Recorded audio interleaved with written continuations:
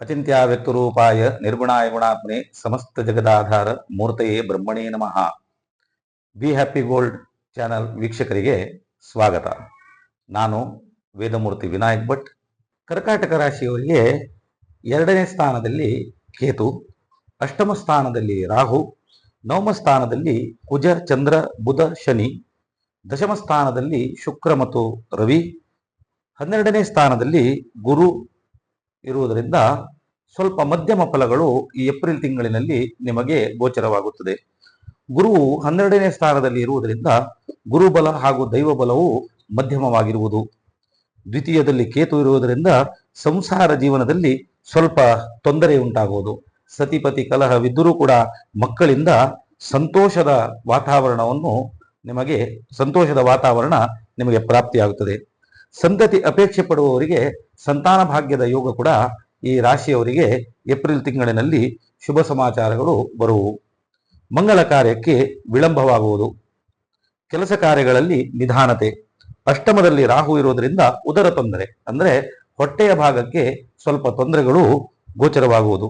ಹಾಗೂ ರಾಸಾಯನಿಕ ಪದಾರ್ಥಗಳು ನಾವು ಹೆಚ್ಚಾಗಿ ಉಪಯೋಗಿಸುವುದರಿಂದ ಚರ್ಮಕ್ಕೆ ಹಾನಿ ಕೂಡ ಉಂಟಾಗುವಂತಹ ಯೋಗ ಈ ತಿಂಗಳಿನಲ್ಲಿ ಕರ್ಕಾಟಕ ರಾಶಿಯವರಿಗೆ ಇದೆ. ರಾಜಕೀಯ ವ್ಯಕ್ತಿಗಳಿಗೆ ಅಪಮಾನದ ಭಯ, ವಿದ್ಯಾರ್ಥಿಗಳಿಗೆ ಮಧ್ಯಮ ಫಲಿತಾಂಶ ಹಾಗೂ ದಿನಸಿ ಅಂಗಡಿಗಳಿಗೆ ಮಧ್ಯಮ ಲಾಭ ಕಂಡುಬರುವುದು.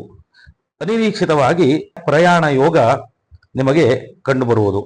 ಸಿನಿ ರಂಗದವರಿಗೆ, ಕಲಾವಿದರಿಗೆ ವಿಶೇಷವಾಗಿರುವಂತಹ ಗೌರವ, ನೀವು ಪಟ್ಟಂತಹ ಕಷ್ಟಕ್ಕೆ, ನೀವು ಪಟ್ಟಂತಹ ಶ್ರಮಕ್ಕೆ ನಿಮಗೆ ಒಳ್ಳೆಯ ಫಲ ದೊರಕುವುದು.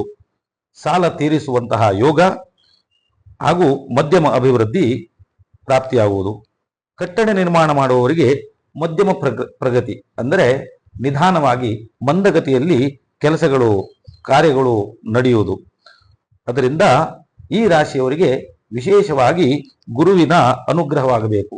ಪ್ರತಿ ಗುರುವಾರ ಗುರು ದತ್ತಾತ್ರೇಯ ದೇವರ ಸಾನ್ನಿಧ್ಯಕ್ಕೆ, ದೇವಸ್ಥಾನಕ್ಕೆ ಹೋಗಿ ಓಂ ದತ್ತಾತ್ರೇಯಾಯ ನಮಃ ಹೇಳ್ತಾ ಈ ಮಂತ್ರವನ್ನು ಉಚ್ಚಾರಣೆ ಮಾಡ್ತಾ ಪ್ರದಕ್ಷಿಣೆ ಬಂದು ನಮಸ್ಕಾರ ಮಾಡಿದ್ರಿಂದ ಯಾವುದೇ ರೀತಿಗಳಲ್ಲಿ ಬರುವಂತಹ ತೊಂದರೆ ತಾಪತ್ರೆಗಳು ನಿವಾರಣೆಯಾಗುವುದು.